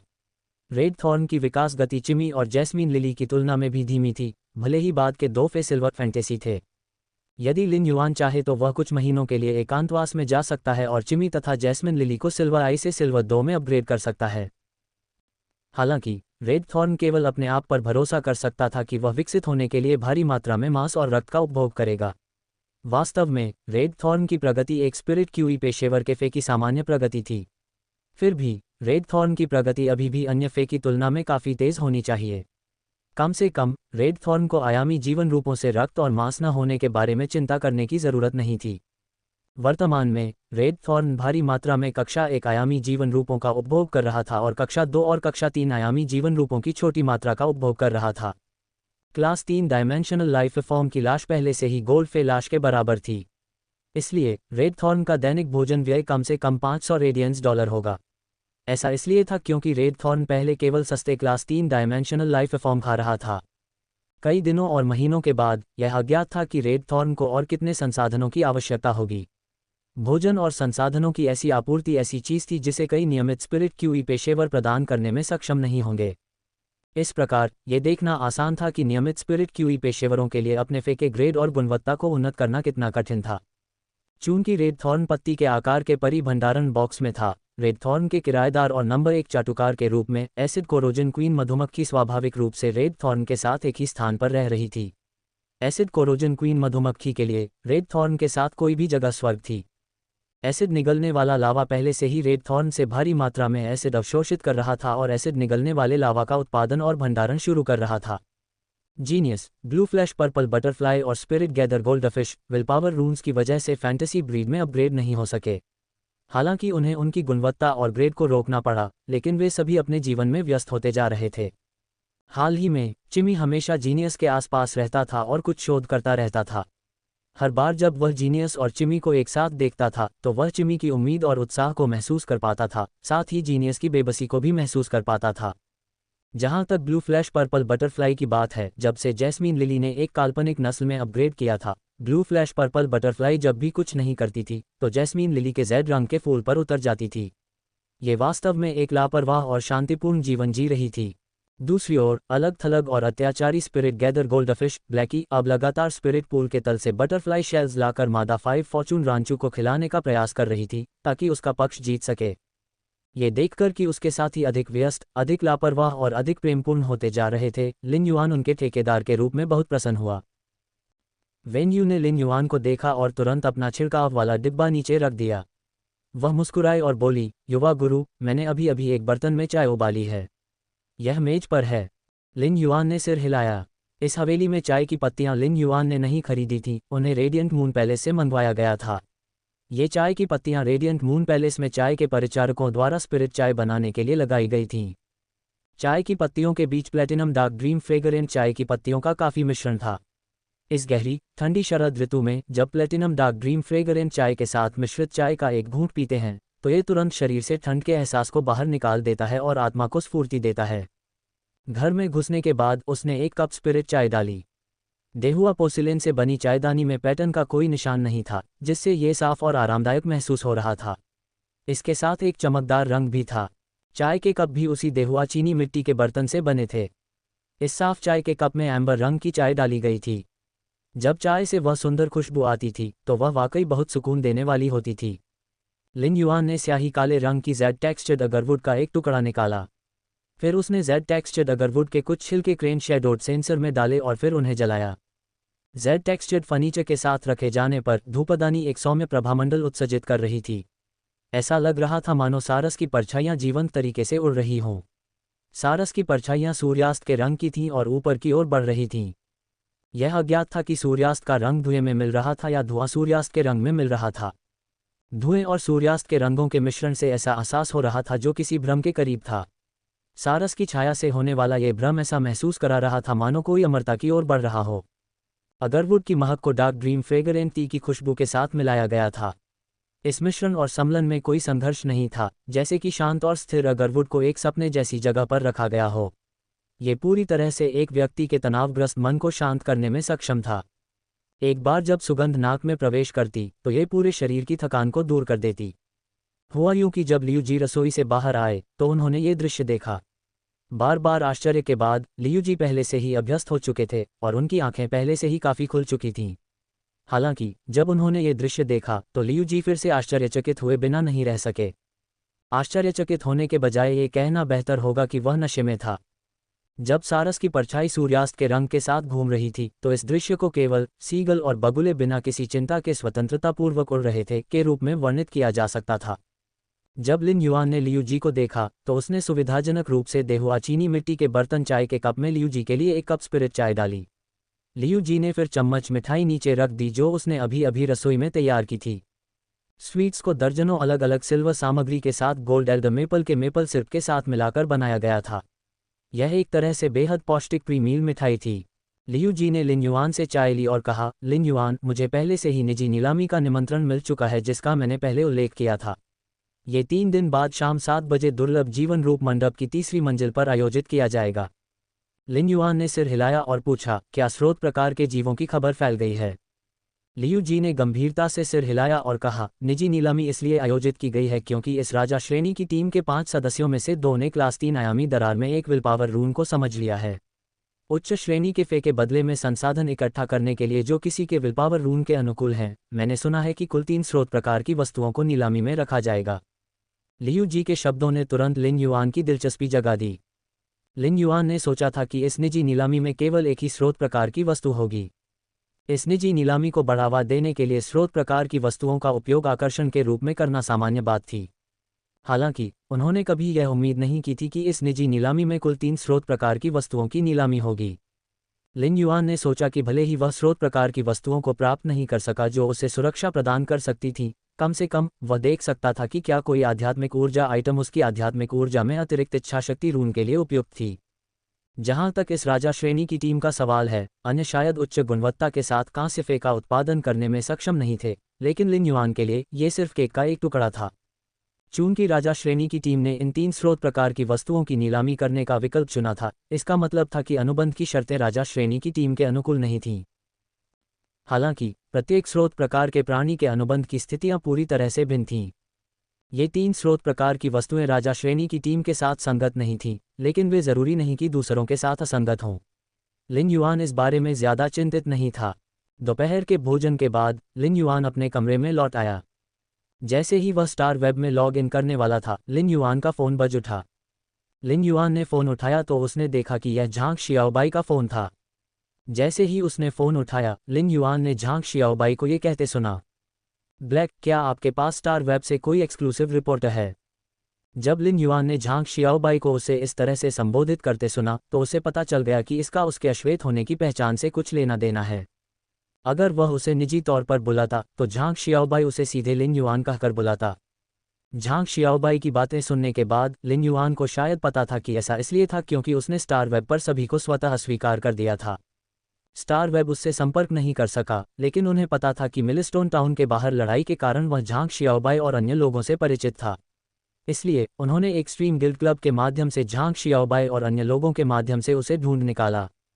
मेरे पास कोई एक्सक्लूसिव रिपोर्टर नहीं है, लेकिन मैं कोई इंटरव्यू भी नहीं लेता। ये बहुत परेशानी वाली बात है। झांग शियाओबाई ने उनसे पूरी तरह सहमति जताते हुए कहा, मैं भी ऐसा ही सोचता हूँ। साक्षात्कार बहुत तकलीफदेह होते हैं। उसी समय लिन युआन ने शिन यंग के फ़ोन लेने के तुरंत बाद झांग शियाओबाई को चिल्लाते हुए सुना, लिन युआन, मैं शिन यंग हूँ। आपने सेलेस्टियल सीडी के लिए एडवांसमेंट मैच पहले ही शुरू कर दिए हैं। सेलेस्टियल सीडी पर चढ़ने के बाद स्टार वेब टॉवर की वीडियो लाइब्रेरी में आपके स्टार वेब टॉवर युद्धों की रिकॉर्डिंग होगी। एक एक्सक्लूसिव रिपोर्टर सिर्फ इंटरव्यू ही नहीं करता, बल्कि आपसे जुड़े सभी न्यूज़ आर्टिकल और कॉम्बैट रिपोर्ट के लिए भी जिम्मेदार होता है। शिन यंग ने यह बात बहुत गंभीरता से कही। ऐसा इसलिए था क्योंकि स्टार वेब टावर में 300 से भी कम विशेष स्तंभकार थे। यदि लिन युआन को ऐसा स्टार वेब कॉलम रिपोर्टर मिल जाए और वह एक विशेष रिपोर्टर बन जाए तो निस्संदेह यह उसके भविष्य के विकास में मदद करेगा। इसके अलावा एक विशेष रिपोर्टर के साथ ये लिन युआन के लिए बहुत सारी अनावश्यक परेशानी को कम कर सकता है। शिन यंग ने लिन युआन को एक दोस्त के रूप में माना, इसलिए स्वाभाविक रूप से उसे उसके दृष्टिकोण से कई चीज़ों पर विचार करना पड़ा। शिन यंग एक लापरवाह व्यक्ति थी, लेकिन वह बहुत सावधान भी थी, इसलिए वह नहीं चाहती थी कि लिन युआन को अवसरों को खोने का खामियाजा भुगतना पड़े। लिन युआन ने एक पल सोचा और कहा, बहन यंग, मुझे उस स्टार वेब रिपोर्टर को जवाब देने में मदद करें। मैं कुछ दिनों में स्टार वेब पर उनसे संपर्क करूंगा। जब शिन यंग ने यह सुना तो उसने कहा, स्टार वेब के लिए कॉलम रिपोर्टर का नाम तियान निंगनिंग है। मैं उसे थोड़ी देर प्रतीक्षा करने के लिए कहूंगी। जब समय आएगा, अगर आप और तियान निंगनिंग के पास कोई ऐसी मांग है जो निजी चर्चा के दौरान आपको असहमत लगती है, तो उसे अस्वीकार कर दें। अपना एक्सक्लूसिव रिपोर्टर चुनें। शर्तों का फैसला आपके हाथ में है। शिन यंग को पहले से ही डर था कि लिन युआन अवसर चूक जाएगा, लेकिन अब शिन यंग को डर था कि तियान निंगनिंग के साथ विशेष रिपोर्टर अनुबंध पर चर्चा करते समय लिन युआन को नुकसान होगा। फोन रखने के बाद लिन युआन मुस्कुराने से खुद को रोक नहीं सका। मिलस्टोन टाउन के अंतर्गत जीवन मरण की लड़ाई में शायद लिन युआन का सबसे बड़ा लाभ 4 दोस्त थे जिन्होंने उसके साथ जीवन और मृत्यु का अनुभव किया था। अभी फोन पर शिन यंग के साथ हुई बातचीत के दौरान लिन युआन यह महसूस कर सकता था कि शिन यंग उसके लिए चिंतित और विचारशील थी। लिन युआन को विशेष संवाददाता से संबंधित मामले की ज्यादा परवाह नहीं थी। हालांकि चूंकि तियान निंगनिंग नाम की यह star web column reporter extreme guild club तक गई थी, इसलिए उसने पहले ही अपनी ईमानदारी दिखा दी थी। अनुबंध पर हस्ताक्षर करने की बात को अलग रखें तो स्टार वेब पर इस पर चर्चा करना कोई बड़ी समस्या नहीं थी।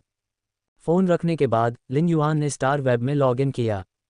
लिन युआन पहले से ही सेलेस्टियल सीडी उन्नति मैच के लिए तैयार था।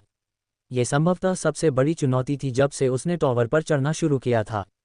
जब लिन युआन उन्नति क्षेत्र में पहुंचे, जो स्टार वेब टॉवर में 100 से अधिक स्तर पर था, तो उन्होंने सीधे मैचअप किया।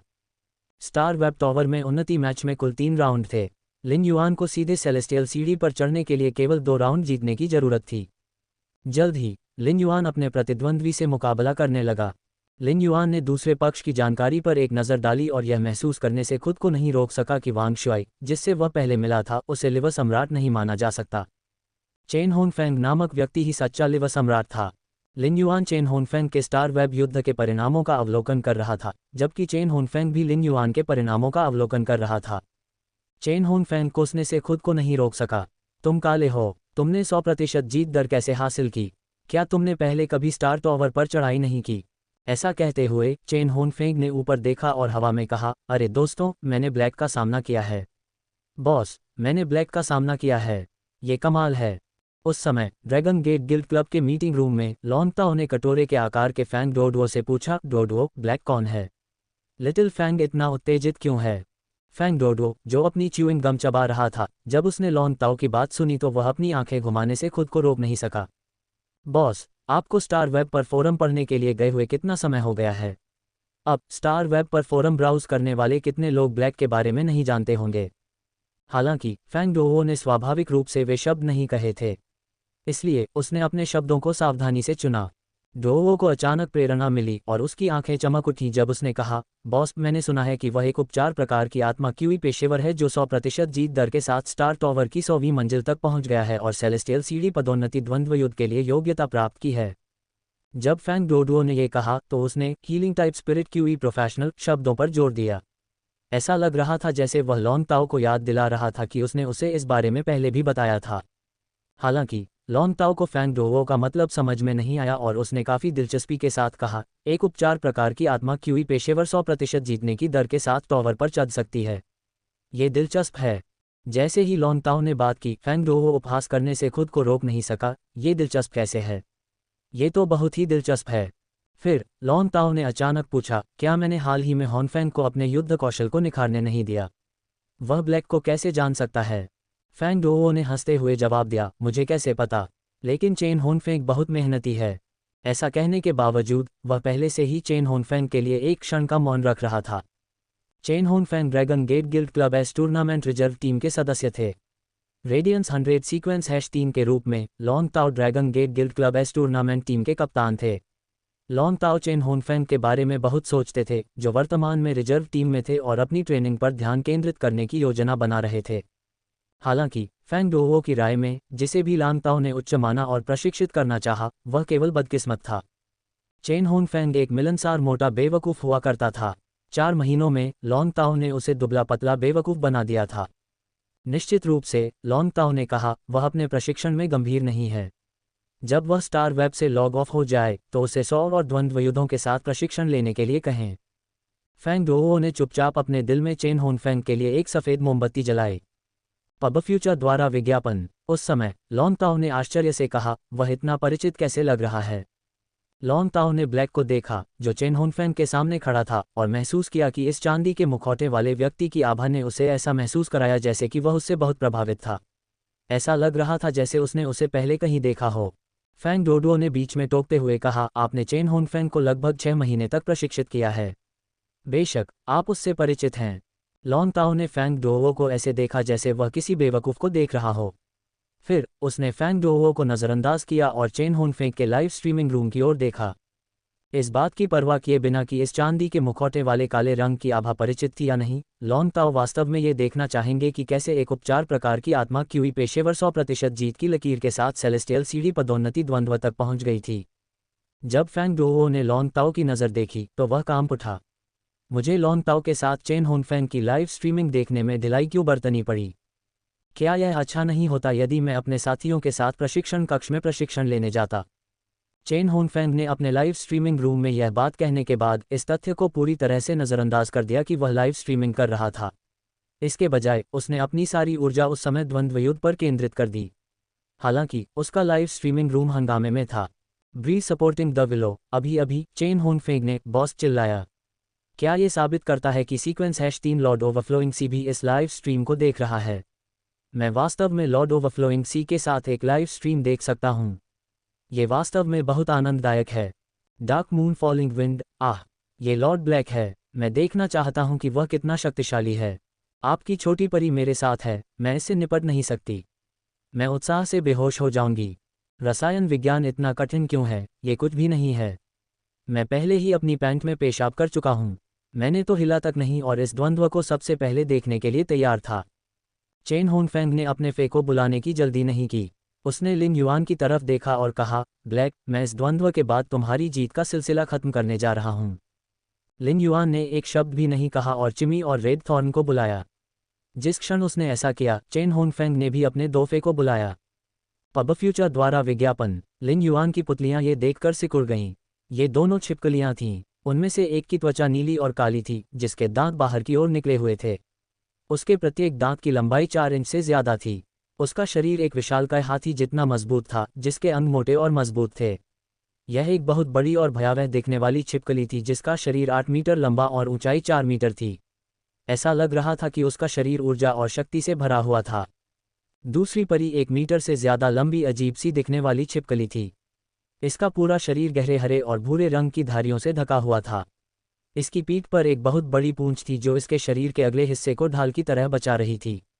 इस छिपकली का शरीर सिर्फ तरबूज के आकार का था, लेकिन इसकी पूंछ इसके शरीर से 10 गुना ज्यादा बड़ी थी। लिन युआन ने इन दो फे के डेटा की जांच करने के लिए ट्रू डेटा का उपयोग किया। प्रथम परी, फे नाम, चिकने दांतों वाली हाथी छिपकली। फी प्रजाति, दांतेदार छिपकली, मॉनिटर छिपकली। फे ग्रेड, स्वर्ण 6/10।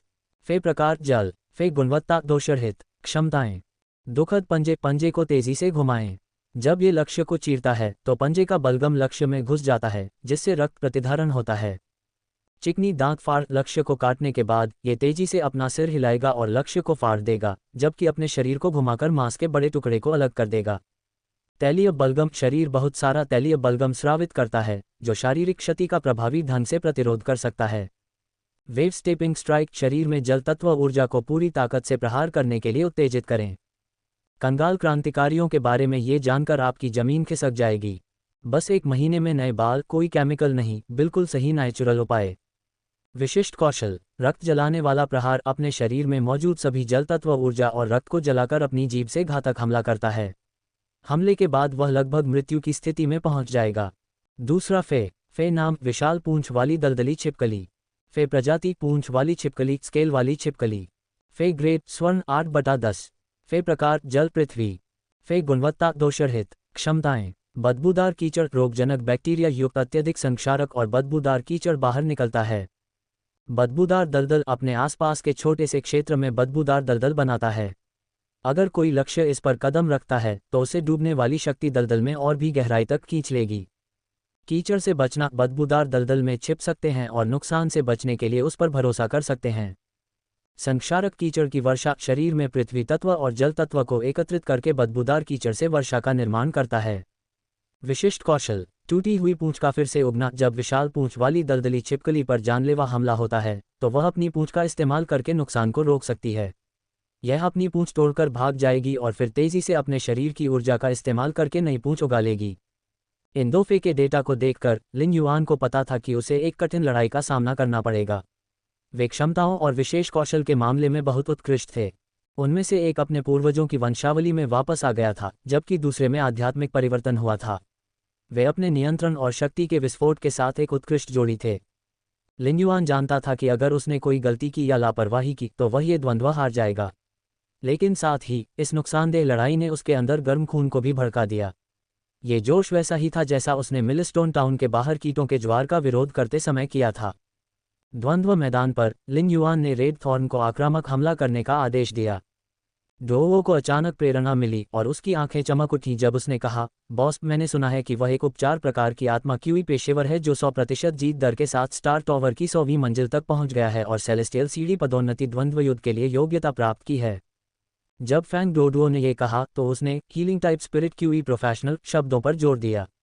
ऐसा लग रहा था जैसे वह लॉन्ग ताओ को याद दिला रहा था कि उसने उसे इस बारे में पहले भी बताया था। हालांकि लॉन्ग ताओ को फैंग डोवो का मतलब समझ में नहीं आया और उसने काफ़ी दिलचस्पी के साथ कहा, एक उपचार प्रकार की आत्मा क्यूई पेशेवर 100% जीतने की दर के साथ टॉवर पर चढ़ सकती है। ये दिलचस्प है। जैसे ही लॉन्ग ताओ ने बात की, फैंग डोवो उपहास करने से खुद को रोक नहीं सका। ये दिलचस्प कैसे है? ये तो बहुत ही दिलचस्प है। फिर लॉन्ग ताओ ने अचानक पूछा, क्या मैंने हाल ही में हॉनफैंग को अपने युद्ध कौशल को निखारने नहीं दिया? वह ब्लैक को कैसे जान सकता है? फैंग डोवो ने हंसते हुए जवाब दिया, मुझे कैसे पता, लेकिन चेन होनफेंग बहुत मेहनती है। ऐसा कहने के बावजूद वह पहले से ही चेन होनफेंग के लिए एक क्षण का मौन रख रहा था। Chen Honfeng dragon gate guild club S tournament reserve team के सदस्य थे। रेडियंस 100 सीक्वेंस #3 के रूप में Long Tao dragon gate guild club S tournament team के कप्तान थे। लॉन्ग ताओ चेन होनफेंग के बारे में बहुत सोचते थे, जो वर्तमान में रिजर्व टीम में थे और अपनी ट्रेनिंग पर ध्यान केंद्रित करने की योजना बना रहे थे। हालांकि फैंग डोवो की राय में जिसे भी लॉन्ग ताओ ने उच्च माना और प्रशिक्षित करना चाहा, वह केवल बदकिस्मत था। चेन होनफेंग एक मिलनसार मोटा बेवकूफ़ हुआ करता था। 4 महीनों में लॉन्ग ताओ ने उसे दुबला पतला बेवकूफ़ बना दिया था। निश्चित रूप से, लॉन्ग ताओ ने कहा, वह अपने प्रशिक्षण में गंभीर नहीं है। जब वह स्टार वेब से लॉग ऑफ हो जाए तो उसे 100 और द्वंद्व युद्धों के साथ प्रशिक्षण लेने के लिए कहें। फैंग डोवो ने चुपचाप अपने दिल में चेन होनफेंग के लिए एक सफ़ेद मोमबत्ती जलाई। उस समय लॉन्ग ताओ ने आश्चर्य से कहा, वह इतना परिचित कैसे लग रहा है? लॉन्ग ताओ ने ब्लैक को देखा, जो चेन होनफेंग के सामने खड़ा था, और महसूस किया कि इस चांदी के मुखौटे वाले व्यक्ति की आभा ने उसे ऐसा महसूस कराया जैसे कि वह उससे बहुत प्रभावित था। ऐसा लग रहा था जैसे उसने उसे पहले कहीं देखा हो। फैंग डोडो ने बीच में टोकते हुए कहा, आपने चेन होनफेंग को लगभग 6 महीने तक प्रशिक्षित किया है। बेशक आप उससे परिचित हैं। लॉन्ग ताओ ने फैंग डोवो को ऐसे देखा जैसे वह किसी बेवकूफ़ को देख रहा हो। फिर उसने फैंग डोवो को नज़रअंदाज किया और चेन होनफेंग के लाइव स्ट्रीमिंग रूम की ओर देखा। इस बात की परवाह किए बिना कि इस चांदी के मुखौटे वाले काले रंग की आभा परिचित थी या नहीं, लॉन्ग ताओ वास्तव में ये देखना चाहेंगे कि कैसे एक उपचार प्रकार की आत्मा क्यूई पेशेवर 100% जीत की लकीर के साथ सेलेस्टियल सीढ़ी पदोन्नति द्वंद्व तक पहुंच गई थी। जब फैंग डोवो ने लॉन्ग ताओ की नज़र देखी तो वह कांप उठा। मुझे लॉन्ग ताओ के साथ चेन होनफेंग की लाइव स्ट्रीमिंग देखने में ढिलाई क्यों बरतनी पड़ी? क्या यह अच्छा नहीं होता यदि मैं अपने साथियों के साथ प्रशिक्षण कक्ष में प्रशिक्षण लेने जाता? चेन होनफेंग ने अपने लाइव स्ट्रीमिंग रूम में यह बात कहने के बाद इस तथ्य को पूरी तरह से नज़रअंदाज कर दिया कि वह लाइव स्ट्रीमिंग कर रहा था। इसके बजाय उसने अपनी सारी ऊर्जा उस समय द्वंद्व युद्ध पर केंद्रित कर दी। हालांकि उसका लाइव स्ट्रीमिंग रूम हंगामे में था। ब्री सपोर्टिंग द विलो, अभी अभी, चेन होनफेंग ने बॉस चिल्लाया। क्या ये साबित करता है कि सीक्वेंस #3 लॉर्ड ओवरफ्लोइंग सी भी इस लाइव स्ट्रीम को देख रहा है? मैं वास्तव में लॉर्ड ओवरफ्लोइंग सी के साथ एक लाइव स्ट्रीम देख सकता हूँ। ये वास्तव में बहुत आनंददायक है। डार्क मून फॉलिंग विंड, आह, ये लॉर्ड ब्लैक है। मैं देखना चाहता हूँ कि वह कितना शक्तिशाली है। आपकी छोटी परी मेरे साथ है, मैं इससे निपट नहीं सकती। मैं उत्साह से बेहोश हो जाऊंगी। रसायन विज्ञान इतना कठिन क्यों है? ये कुछ भी नहीं है। मैं पहले ही अपनी पैंट में पेशाब कर चुका हूँ। मैंने तो हिला तक नहीं और इस द्वंद्व को सबसे पहले देखने के लिए तैयार था। चेन होनफेंग ने अपने फे को बुलाने की जल्दी नहीं की। उसने लिन युआन की तरफ देखा और कहा, ब्लैक, मैं इस द्वंद्व के बाद तुम्हारी जीत का सिलसिला खत्म करने जा रहा हूँ।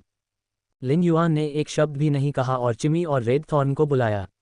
जिस क्षण उसने ऐसा किया, चेन होनफेंग ने भी अपने 2 फे को बुलाया। लिन युआन की पुतलियां ये देखकर सिकुड़ गईं। ये दोनों छिपकलियां थीं। उनमें से एक की त्वचा नीली और काली थी, जिसके दांत बाहर की ओर निकले हुए थे। उसके प्रत्येक दांत की लंबाई 4 इंच से ज्यादा थी।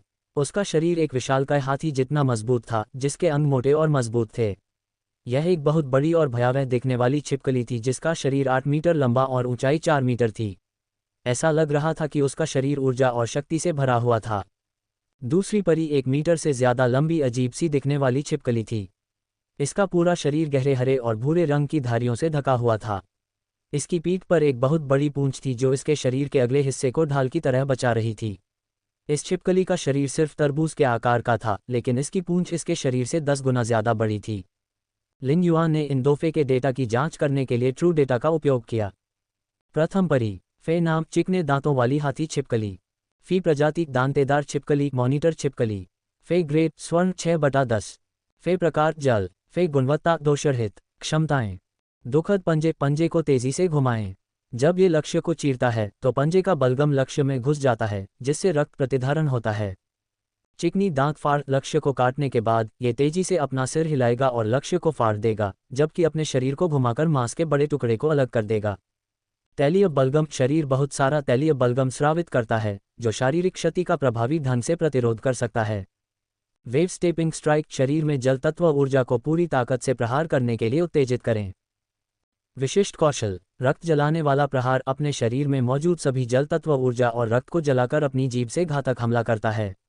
हमले के बाद वह लगभग मृत्यु की स्थिति में पहुंच जाएगा। दूसरा फे नाम विशाल पूंछ वाली दलदली छिपकली। फे प्रजाति पूंछ वाली छिपकली, स्केल वाली छिपकली। फे ग्रेड स्वर्ण 8/10। फे प्रकार जल पृथ्वी। फे गुणवत्ता दोषरहित। क्षमताएं। बदबूदार कीचड़ रोगजनक बैक्टीरिया युक्त अत्यधिक संक्षारक और बदबूदार कीचड़ बाहर निकलता है। बदबूदार दलदल अपने आसपास के छोटे से क्षेत्र में बदबूदार दलदल बनाता है। अगर कोई लक्ष्य इस पर कदम रखता है तो उसे डूबने वाली शक्ति दलदल में और भी गहराई तक खींच लेगी। कीचड़ से बचना। बदबूदार दलदल में छिप सकते हैं और नुकसान से बचने के लिए उस पर भरोसा कर सकते हैं। संक्षारक कीचड़ की वर्षा शरीर में पृथ्वी तत्व और जल तत्व को एकत्रित करके बदबूदार कीचड़ से वर्षा का निर्माण करता है। विशिष्ट कौशल। टूटी हुई पूंछ का फिर से उगना। जब विशाल पूंछ वाली दलदली छिपकली पर जानलेवा हमला होता है तो वह अपनी पूंछ का इस्तेमाल करके नुकसान को रोक सकती है। यह अपनी पूंछ तोड़कर भाग जाएगी और फिर तेजी से अपने शरीर की ऊर्जा का इस्तेमाल करके नई पूंछ उगा लेगी। इन दो फे के डेटा को देखकर लिन युआन को पता था कि उसे एक कठिन लड़ाई का सामना करना पड़ेगा। वे क्षमताओं और विशेष कौशल के मामले में बहुत उत्कृष्ट थे। उनमें से एक अपने पूर्वजों की वंशावली में वापस आ गया था, जबकि दूसरे में आध्यात्मिक परिवर्तन हुआ था। वे अपने नियंत्रण और शक्ति के विस्फोट के साथ एक उत्कृष्ट जोड़ी थे। लिन युआन जानता था कि अगर उसने कोई गलती की या लापरवाही की तो वह ये द्वंद्व हार जाएगा। लेकिन साथ ही इस नुकसानदेह लड़ाई ने उसके अंदर गर्म खून को भी भड़का दिया। ये जोश वैसा ही था जैसा उसने मिलस्टोन टाउन के बाहर कीटों के ज्वार का विरोध करते समय किया था। द्वंद्व मैदान पर लिन युआन ने रेड थॉर्न को आक्रामक हमला करने का आदेश दिया।